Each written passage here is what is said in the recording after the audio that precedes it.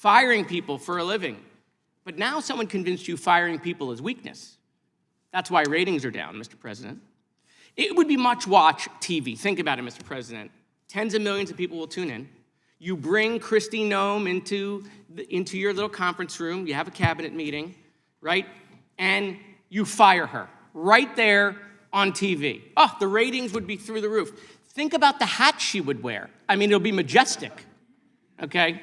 Let me show you, Mr. President, what that might look like. I put you over here to help this team, and you didn't help the team. Well, I tried the best I can. I know Mr. you Trump. did, but you didn't help the team. I can't be completely responsible for I put you over here to help the team. You know that, right? Yes, Mr. Kristi, you're fired. Wow. That's how that would look, right? I would watch it. We would all watch it. Mr. President, you fired people so many times, they even made a doll about you firing people. I bought it on Amazon. It was $9. Obviously, it's doing very well. But look, you take this doll out. Probably made in China. You take the doll out, and look, it's got, very nicely done, by the way. If any of my Republican friends want to spend time with it later, I'll loan it to them. Look, so here's the doll. It says to fire people in 17 different ways. You go to the back, you push it. Battery's a little old. Let's see if I can find the little button. Well, anyway, it says you're fired. 17 different ways, Mr. President, okay? So I don't understand what the problem is. I don't get it.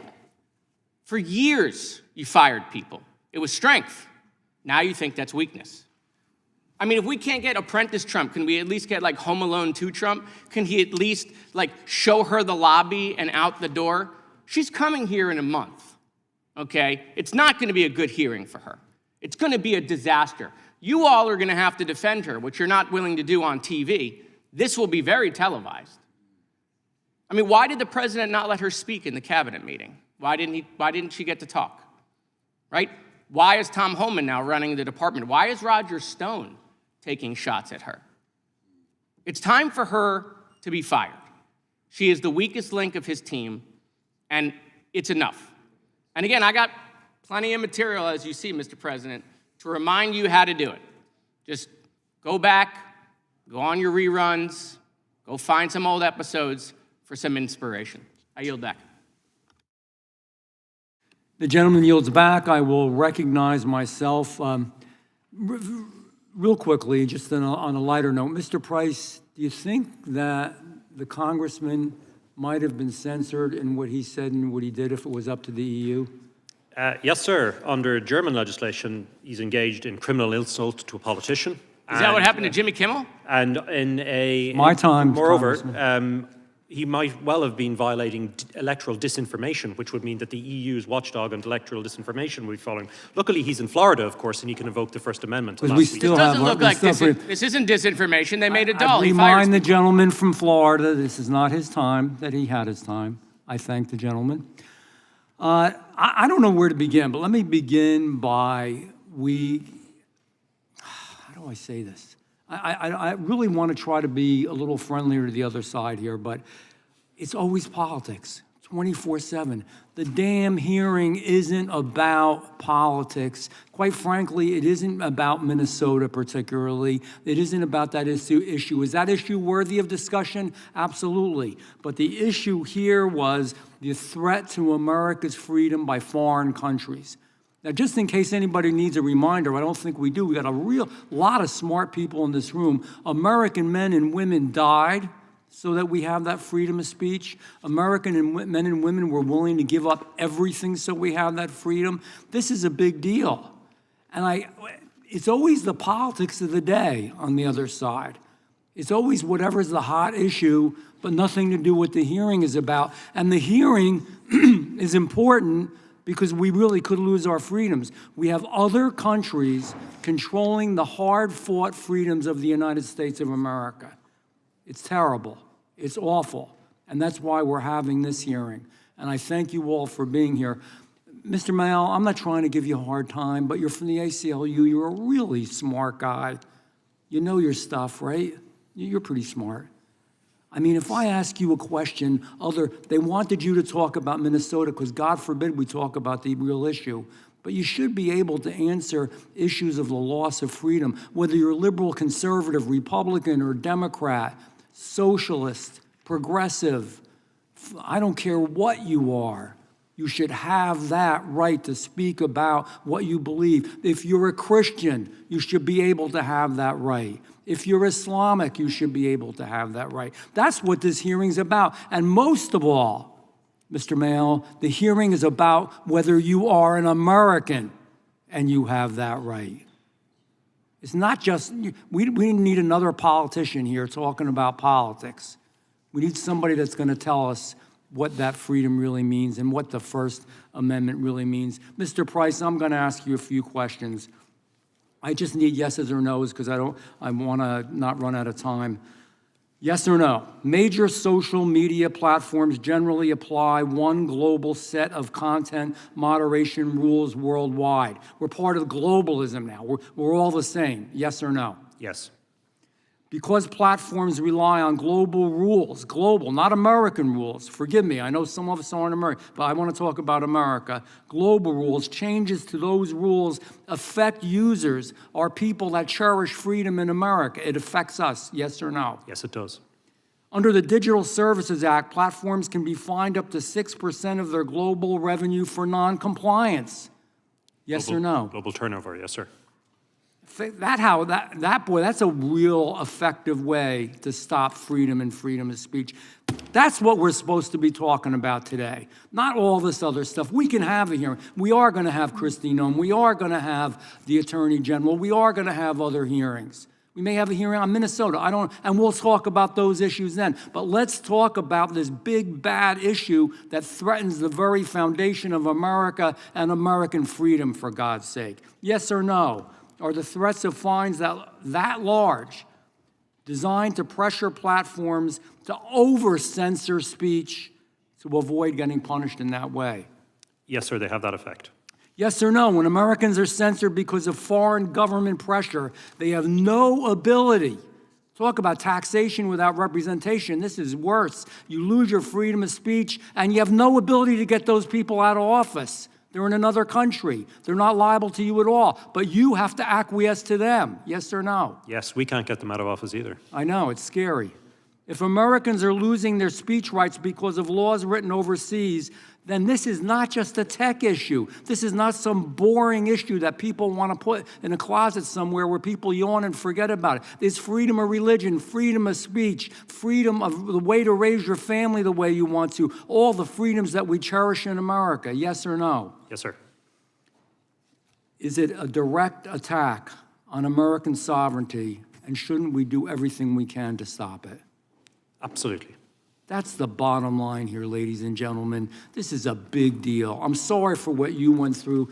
God knows, I mean, to believe, it doesn't matter if they agree with your faith. It's your faith, and it's your right to represent that faith, and you shouldn't go to jail, and you shouldn't be fined, and you shouldn't be embarrassed, and you shouldn't be censored. Damn it, we're sick of it.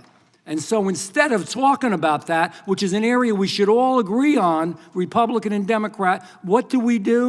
We avoid it and we go to the political issues of the day. Every hearing. Mr. Chairman, I we go think to the the gentleman's time has expired by 49 seconds. My time has expired, yes, and I think the real chairman's going to take over now. We have about 20 minutes. If you can all hang with us 20 minutes, that'd be great. I think we're going to recognize the gentleman from Wisconsin, and then Ms.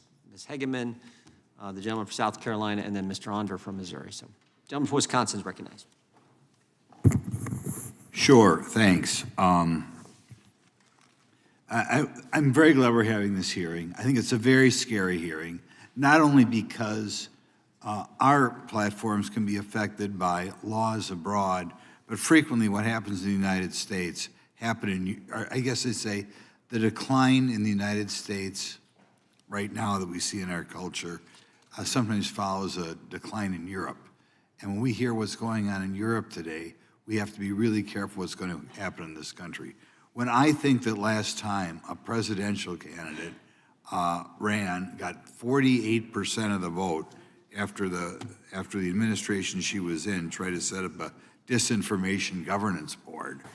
I mean, once that was done, that probably should have been in Timbuktu for a long time.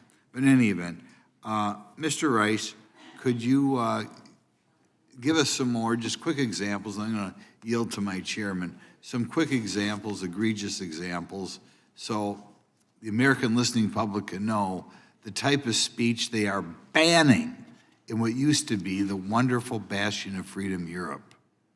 Yes, sir. Well, my client here beside me, Päivi Räsänen, has given a very good account of what's happened to her, and myself and my colleague Paul Coleman were very honoured to stand beside her in her Supreme Court hearing. But that's just only one part of it. In the United Kingdom, in London, where I'm living at the moment, we have a situation where people are being criminally prosecuted for praying silently, for offering to have conversations with people in public places. Anti-Christianity in Europe. I think that is a very accurate way of describing it, yes. We have situations where people are being prosecuted for reading scripture when other people find it offensive, particularly people from the Islamic community, and they've made criminal complaints. We act for those as well. We have a client, for example, Rose Doherty in Scotland, who held a sign saying, "I'm here to talk if you want," and 5 police officers arrived to arrest, detain, and search her for breaching Scottish law in relation to that. There are many examples. I've given some statistics in my written testimony which outline the dire state of affairs, and I think it's entirely correct when Vice President Vance said when he was in Munich that we now have a civilizational divide opening up between Europe and the United States. That would be bad enough for us on our own if it wasn't for the fact that the European Union is trying to impose it on you as well by virtue of these tech regulations such as the DSA. Thank you. I'm going to yield to my great chairman here. Thank you. Thank the gentleman for yielding. Mr. Price, why are they really going after X? Sir, it's my view that they're going after X because X has decided to take a maximalist position of free speech, to have the most possible free speech. And that's inimical to their view, which is that we cannot have free speech. The left loved Elon Musk until he spent, what did he say? I didn't spend $50 billion to buy Twitter. I spent $50 billion to save the First Amendment. So they loved him before he bought X and said, I am going to honor the First Amendment and respect the First Amendment. Would you agree, Mr. Linehan? Yes, and the effect of all these policies in Europe is, I'll give you one example. In Dublin recently, there were riots. And I've never seen riots in Dublin in my life. You know, this is because people cannot speak honestly about the thing that matters most to them at the moment, which is unchecked immigration, you know. And that frustration and the kind of silencing of alternative voices is what's leading, I think, to things like riots. And I think long-term we could see societal collapse. I really do think that it's a possibility in some countries. In last Congress, we had a journalist from Canada, Rupert Supermanier, came here, testified. She had covered the trucker crisis in Canada back during COVID. She had covered that and been censored for her, as a journalist, had been censored. Yes. And she sat right there and said the same thing you did. She said the hallmark of Western civilization is free debate, free expression. Yes. And to your point, if you don't have that, the alternative is scary, right? Yeah. Because you can't settle, then disputes don't get settled via debate, they get settled via some other way. And that's the scary thing. And that is what is so frustrating. I mean, the DOJ, the SEC, the FTC all go after Elon Musk here in the United States after he buys Twitter. And now we got Spain, the UK, Ireland all going after him, France going after him, the EU. Never before when he was on the left. But as soon as he comes out for free speech, free expression, here comes the government. Scary, scary world. And again, thank you all for, I do have to run. I apologize. We're going to let someone else chair. We are down to the last 20 minutes. Before I recognize the gentleman from North Carolina, I want to say thank you all for coming. We appreciate it. And Doctor, thank you. Many people have said it, but the courage that you've shown, and frankly, the courage Mr. Linehan has shown when you're attacked for speaking your mind. God bless you. We really appreciate you all being here, Mr. Price and Mr. Maywell. We appreciate you. We will all have you all back at some point as well. With that, I recognize the gentleman from North Carolina for 5 minutes. Thank you, Mr. Chairman. I find it ironic that my Republican colleagues are spending this committee's time talking about an imagined threat of Europe to America's freedom of speech and innovation. Never has freedom of speech in this country been more under threat, maybe since the Alien and Sedition Act. But the threat isn't coming from Brussels. It's coming from inside the White House and the President's cabinet. We're seeing this administration send masked, roving paramilitary forces to cities whose leaders have stood up to the President. We're seeing these agents use the excuse of immigration enforcement to execute American citizens in the street for exercising their freedom of speech and their freedom of assembly. And if you're executed without a trial, don't worry. The administration's chief propagandists will make up the reason why you deserved it 10 minutes after the news breaks.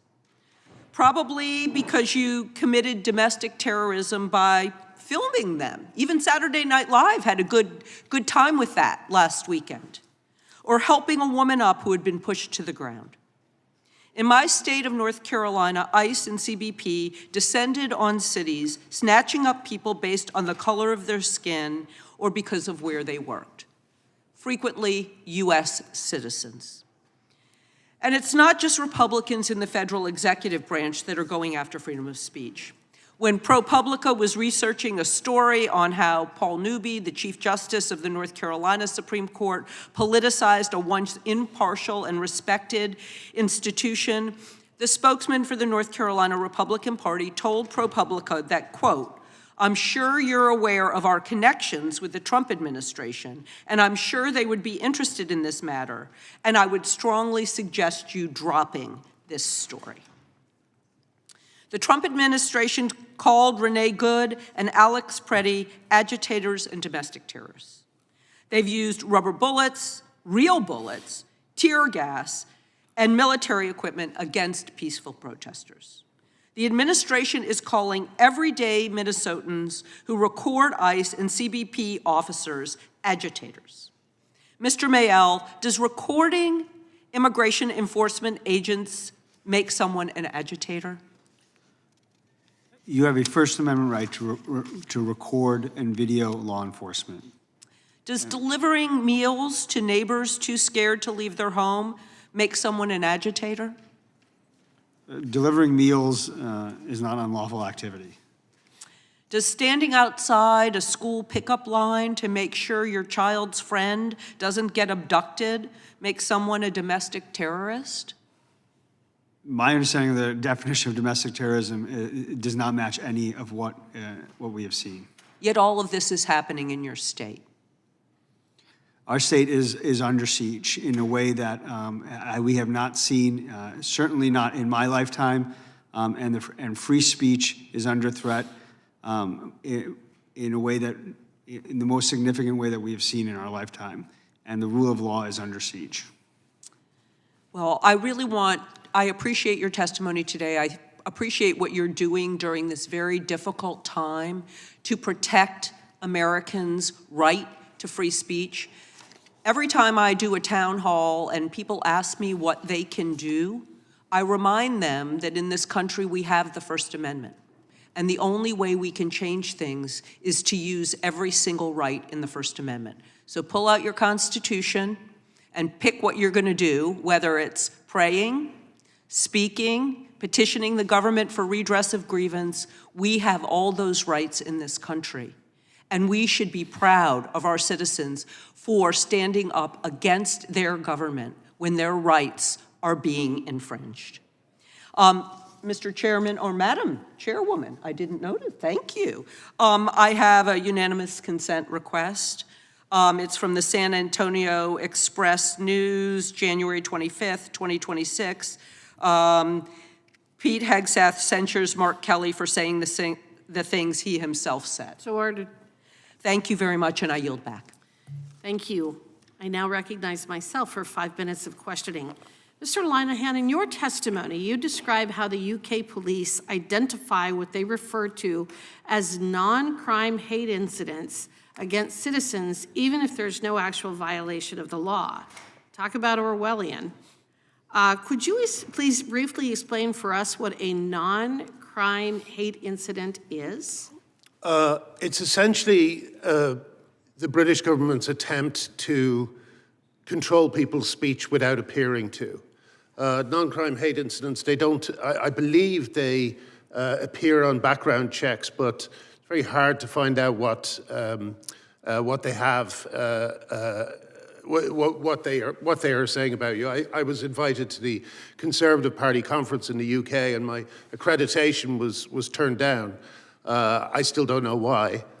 The Conservative Party overthrew it, but I have a feeling that the kind of popular conception about me being a bigot and so on has found its way into the police files. So you're saying these allegations against British citizens actually appear on your record like a criminal conviction, but there is no criminal conviction, is that That's right? That's right. All right, and this sounds to me like a form of a social credit score where the state uses taxpayer funds to collect information on its citizens as a mechanism for public shaming. Is that a fair description? I would say so, yes. So, and then are these so-called non-crime hate incidents, are they at least enforced equally? In other words, are these targeted against people of certain religious or political beliefs, or against people who fail to subscribe to in vogue woke ideology? Well, I'm not sure. I think, as I said earlier, I think the UK police, their main job now is keeping the people under control, because too many of them are noticing things that are worrying them, things that they want to talk about, and they're not being allowed to talk about it. For instance, the BBC for 10 years now has basically ignored the gender issue completely, which means that the side of the story that is, just a very kind of calm and compassionate laying out of things that feminists believe is just unspoken on the BBC. So, so I don't know much about the operation of non-crime hate incidents, but I believe because of my arrest, they say they're not going to prosecute them anymore. They're not going to bring them, investigate them. So I'm hoping that's true. Well, but isn't it a fact that the information is then often used by employers, banks, people who may have invited you to speak, to actually ruin someone's life, a person that has not been convicted of any crime, but in this shadowy netherworld of surveillance and observation and trying to define what is appropriate speech and inappropriate speech, it's actually ruining people's lives or preventing people from getting jobs simply because of this nebulous anti-free speech otherworld. Sure, yeah. Well, and how did we come to this point? How did a European country claiming to be free and which allied with us, with our country to defeat mankind's greatest threats to freedom in the 20th century, here they are, they have now become this type of a very ugly, censorious regime. How did that happen? Because they won't fix the problems that are causing the, some people have been arrested for genuinely violent speech, and they've gotten into trouble for that. But a lot of people are frustrated simply because they cannot speak about the things that matter to them. And when they do speak about the things that matter to them, they're labeled as bigots or racists, So, and also, I think it's the same here as well, in the sense that Yes, it is. it's not just the absence of people talking about it, it's mainstream legacy media directing people's attention elsewhere and simply not reporting on things. So I think there's just a huge bubbling sense of frustration that could, as I said earlier, lead to some sort of societal collapse. I don't think that's out of the question at all. I think that your warning in that regard is very well taken, at least for some of us on this panel. The first act of a tyrant is to strip you of your right to speak, because they know that their policies and ideas cannot withstand scrutiny, which is, I believe, what you're saying. They cannot survive being mocked. And I think that we're seeing that repeatedly in England, in Spain, in France, in other countries. We're seeing it here as well. We do have the First Amendment, freedom of speech. We have the right for freedom of speech. But what I have been observing in terms of what is going on in Europe is they cannot tolerate dissent. They cannot tolerate alternative views because they cannot tolerate the scrutiny that will come with allowing people to freely speak and having to defend the horrific policies that they've been implementing in their countries for the last couple of decades. I'm out of time. I now am going to call on the gentleman from South Carolina for his 5 minutes of questioning. Thank you. Thank you, Madam Chair. Mr. Price, are the Online Safety Act and the Digital Services Act extraterritorial in scope?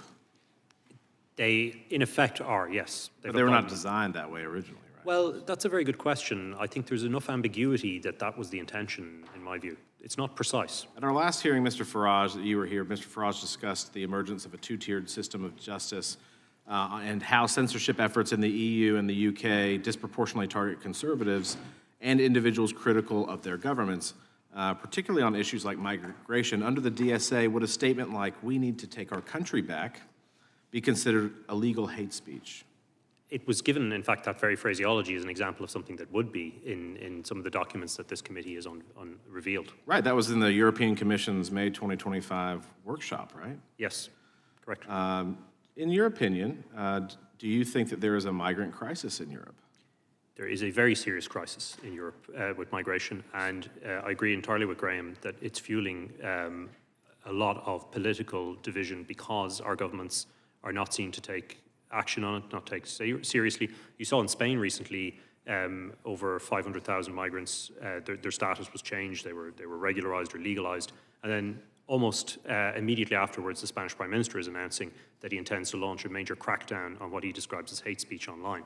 I don't think those things are unconnected. I think they're very much connected. And this is what we're seeing across the European Union as well, a desperate attempt to hold together the civic discourse by using censorship and threats. And that's precisely, and it's very interesting talking to Ranking Member Raskin about this, it's precisely the opposite of the tradition of this country historically. You have the debate out in open here, whereas in Europe, you silence, you suppress, and you arrest. Now, the problem with the DSA is, we've been describing, that takes the European approach to things and it globalizes it and it forces on it Americans. Right, so I think that's kind of remarkable. So that if you live in Europe and you recognize this migrant crisis, you see the strain maybe on the system itself, you see the money that's being spent, and you're kind of wondering, what about us that live here? And you were to speak out about that, that would be hateful speech, therefore illegal under the DSA. Just by speaking out about it. Briefly, under the DSA, who determines what qualifies as hate speech or deceptive content? Who makes that determination? That's made in practice by national regulators, by local law enforcement. So we all come down, unfortunately, to the lowest common denominator. And in effect, I don't mean to be attacking Germany all the time, it's Germany. The Germans and, I mean, the UK has its own system outside of the DSA, but the level of crackdown on speech in Germany is unprecedented. 60 Minutes did a very good documentary highlighting that issue. And because of the German obsession with controlling speech, that has been now expanded across the European Union and is now being globalized, unfortunately, through the DSA, we're seeing everything set to that standard. So in effect, this is a subjective determination by some faceless, unelected, unaccountable bureaucrat that is making the determination on what hate speech is or deceptive content is or is not. Do you trust EU bureaucrats to define hate speech when they label, "We need to take our country back" as such? No, I don't. And as I say, most of the raft of digital regulation that we've seen came in on foot of the so-called rise of the right, the Brexit vote. And that's very tightly connected. It's caused by that. It's correlated with it. And the reason being that they felt they had lost narrative control. And Graham's correct. The legacy media in Europe is heavily funded by the state in many accounts. Whereas with X, people can post their opinions. They can get millions of views for them. Right, it's a free exchange of ideas, right? Free exchange of ideas. Modern public square. Under the DSA, companies are required to monitor and censor such language, and violations obviously would result in fines or maybe even FBI raids or federal raids in Paris on X, right? That's the next yes, sir, that's what punitive step. Yeah, and lawyers are often careful about making predictions, but I confidently predict that the next round of fines on X will be connected with illegal content and this content moderation for systemic risk. They identify so-called anti-migration narratives or others as a systemic risk to the discourse inside the European Union, and they have to stop it. And it's not just Europeans, and this is where this becomes global. If you're in Texas or South Carolina or New York, and you're commenting on what's going on in Europe, saying, the migration situation is a disaster, they don't want that speech to leak across into Europe. So either X will start to globally moderate it by removing it, or we're going to see a firewall being set up in the center of the Atlantic, and that would be a disaster even further for free speech. It creates exactly what Vice President Vance described as this civilizational divide. Well, it's alarming to me. I just visited the DMZ a couple months ago, and the divide between the West and South Korea, if you will, and then North Korea. This seems like, and the suppression, the lengths that the North Koreans go to make sure that things don't come into the country, this sounds exactly like where Europe is headed, and hopefully they can course correct and that we never follow them on this path. Thank you, Madam Chair. And with that, I yield. Mr. Chair? The gentleman yields back. I want to recognize myself for 5 minutes. First, I want to personally thank you, Mr. Lenehan, and you, Dr. Razanahan, for your courage in speaking out against gender ideology. I share your conviction, and I speak out because of my own medical training and my understanding of human biology. Most concerning of all, this ideology is dangerous when it's imposed upon our children. For years, many of us have raised alarms on this issue, despite knowing that it would be unpopular.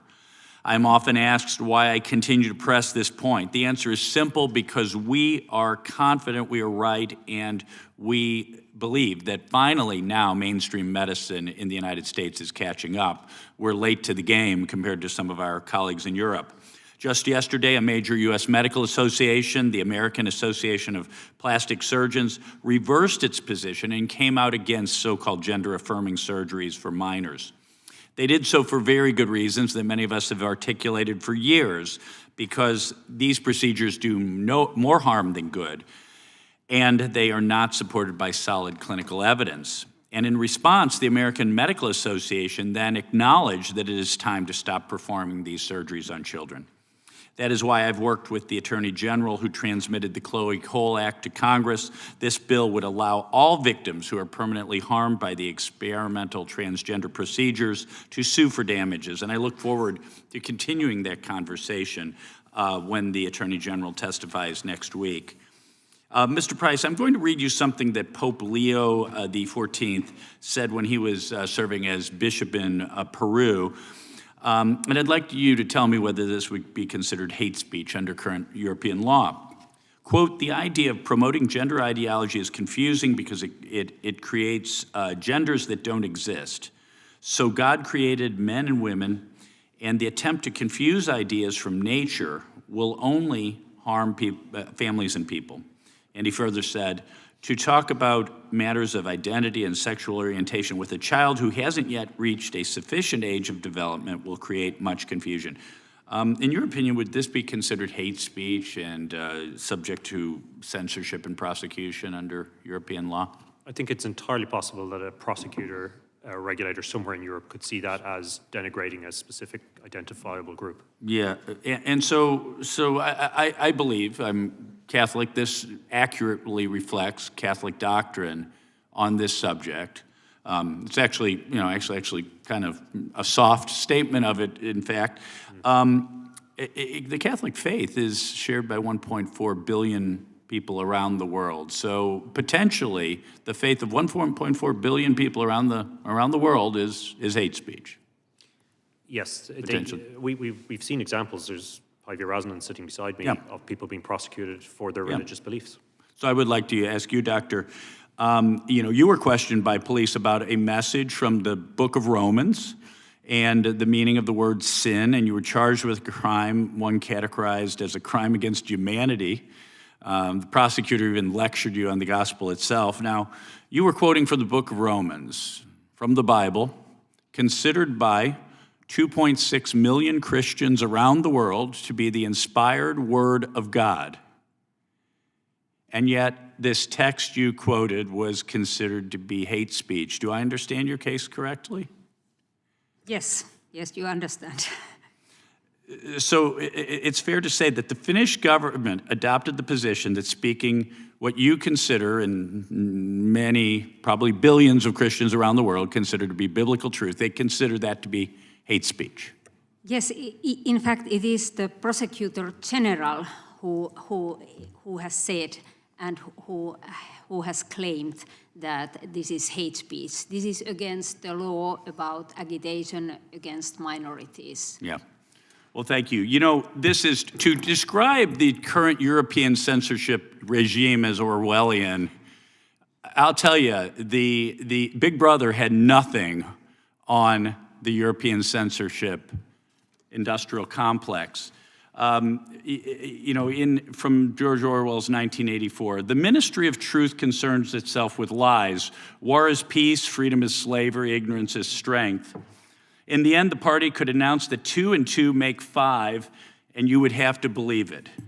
So we have a regime where boys can be girls, COVID came from pangolins in a wet market, toddlers should be wearing masks, Trump was elected by the Russians, and speech we don't like is hate speech. Western civilization is in a sorry state if we reject freedom of speech. Thank you all, and I yield back. Mr. Chairman, I just have a few UC requests. Without objection. Thank you kindly. Elon Musk, king of censorship, 10 times the free speech absolutist silenced Twitter users. Without objection. Gizmondo. Salon, Trump's war on comedy threatens the free speech for all Americans. Without objection. And ACLU.org, September 16, 2025, Trump is firing federal workers over beliefs he doesn't like. Without objection. And finally, Trump calls for termination of 60 Minutes in fresh attack on the U.S. media. Without objection.